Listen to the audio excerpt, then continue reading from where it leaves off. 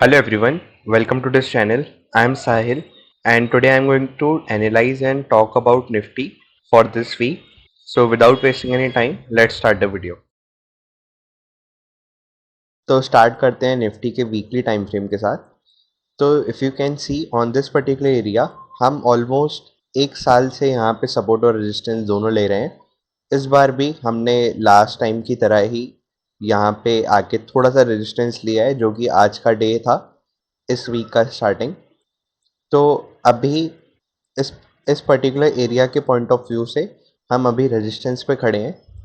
अब अगर हम देखें तो निफ्टी में वीकली पे जो पैटर्न बन रहा था जिसकी हमने पहले भी बात कर रखी है, तो इन जितने भी स्विंग हाई को निफ्टी ने बनाया है उसको हमने एक बार भी अभी तक क्रॉस नहीं किया था।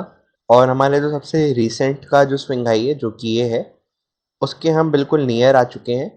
बट इसका जो हाई है इस वाले swing high ka, that is somewhere around 793. So we haven't touched 793 yet. In last week the high was 752, just 40 points away from the previous swing high.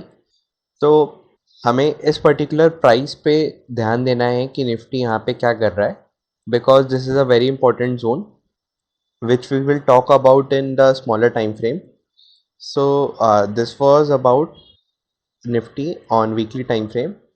Now let's look out in the smaller time frames as well. तो ये Nifty का daily time frame है। इस पे अगर हम देखें तो एक चीज़ काफ़ी अच्छी हो गई है जो कि है कि हम पिछले लास्ट 2-3 ट्रेडिंग डेज से हम 200 EMA के ऊपर काफ़ी अच्छे से सस्टेन कर पा रहे हैं और हमने इसका एक तरह से डिसाइसिवली इसके ऊपर क्लोज कर चुका है।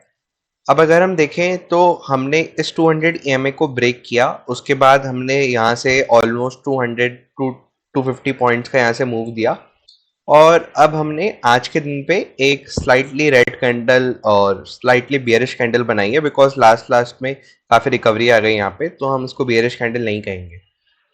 तो हो सकता है हम इस पर्टिकुलर एरिया का जिसका हम लोग ने आसपास तक जाके इसका रिटेस्ट कर चुका है, तो अगर ये कल इस एरिया को जो है बचा के रखता है 562 को, तो हम इसको रीटेस्ट कंसीडर कर सकते हैं इस पर्टिकुलर EMA का, जिसके बाद से हम फर्दर अपमूव की तरफ जो है देख सकते हैं। तो डेली पे सिर्फ यही चेंजेस हुए हैं लास्ट एनालिसिस से। तो अब हम चलते हैं और छोटे टाइम फ्रेम की तरफ। तो ये निफ्टी का 75 मिनट्स का टाइम फ्रेम है। ये दिन वेडनेसडे का था और ये थर्सडे का। इस दिन निफ्टी ने एक पर्टिकुलर रेंज में ट्रैवल किया इन दोनों दिनों पे, जिसका हमने फ्राइडे को ब्रेकआउट देके यहाँ से 150 टू 170 पॉइंट्स का बाउंस दिया, जिसके बाद हमने आज के दिन मंडे के दिन पे इस रेंज का आके रीटेस्ट किया है। और इस रेंज का जैसे ही हमने रीटेस्ट किया उसके बाद हमने आज देखा कि निफ्टी ने ऑलमोस्ट 100 से लेके 120 पॉइंट्स तक की अपने लो से रिकवरी दिखाई, जिसके कारण वो डेली टाइम फ्रेम पे हमने वैसी कैंडल देखी। बट ये स्विंग लो कल टूटने की काफ़ी अच्छी पॉसिबिलिटी है, बिकॉज लास्ट में जो 75 मिनट्स की हमने ये बियरिश कैंडल बनाई है इसकी वजह से, जो कि इम्पॉर्टेंट है एक और एंगल से जिसको हम 30 मिनट्स के टाइम फ्रेम पे देखेंगे।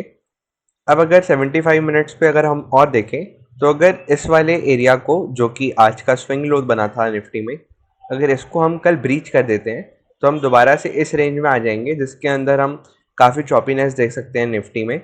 तो जब तक इस रेंज में रहेगा Nifty, it will be better कि आप ट्रेड ही ना लें, बिकॉज यहाँ पे कुछ भी डिसाइसिव नहीं हो रहा था अगर हम वेडनेसडे और थर्सडे की बात करें तो।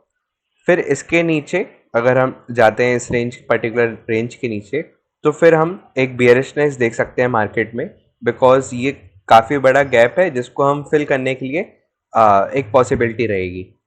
तो now let's move on to 30 minute time frame. तो 30 मिनट टाइम फ्रेम पे अगर हम देखें तो ये फ्राइडे का हाई था इस पर्टिकुलर कैंडल पे 30 मिनट्स की। अगर हम यहाँ से फिबोनाची प्लॉट करें आज के स्विंग लो की तरफ, तो आज जो हमने रिकवरी के बाद जहाँ से फॉल आना स्टार्ट हुआ वो हमारा 61 टू 50% वाला एरिया था, जहाँ से हमने काफ़ी अच्छा फॉल देखा ऑलमोस्ट 50 टू 60 पॉइंट्स का। तो अब अगर इस पर्टिकुलर जोन का कल ब्रेकडाउन होता है तो हम एक्सपेक्ट कर सकते हैं कि ये जो मूव स्टार्ट किया है हमने रिट्रेसमेंट के बाद, इसका कंटिन्यूएशन मिले। बट अगर ये स्विंग लो कल नहीं टूटता है और हम इसके ऊपर 2-3 आवर्स के लिए सस्टेन कर जाते हैं, तो हम दोबारा से एक न्यू रिसेंट हाई देख सकते हैं। बट हमें अगेन देखना पड़ेगा कि हमारा जो लास्ट स्विंग हाई है, जो 790 के अराउंड है, हम उसके आसपास कैसा बिहेव कर रहे हैं। तो इन शॉर्ट अगर हमें कल कुछ भी करना है, तो हमें इन दोनों रेंजेस का ध्यान रखना है। फर्स्ट तो ये नीचे साइड की डाउन साइड की रेंज, और दूसरा ये जो अपसाइड की रेंज है, इन दोनों का। तो जब तक इन दोनों के बीच में रहेगा मार्केट, कोई भी डिसाइसिवनेस नहीं रहेगी मार्केट में और काफ़ी डाइसी मूव्स आ सकते हैं। So this was my analysis on Nifty. I hope you liked it. Also, please let me know about your feedbacks in the comment section below. Thanks for watching this video. Have a great trading week ahead, guys.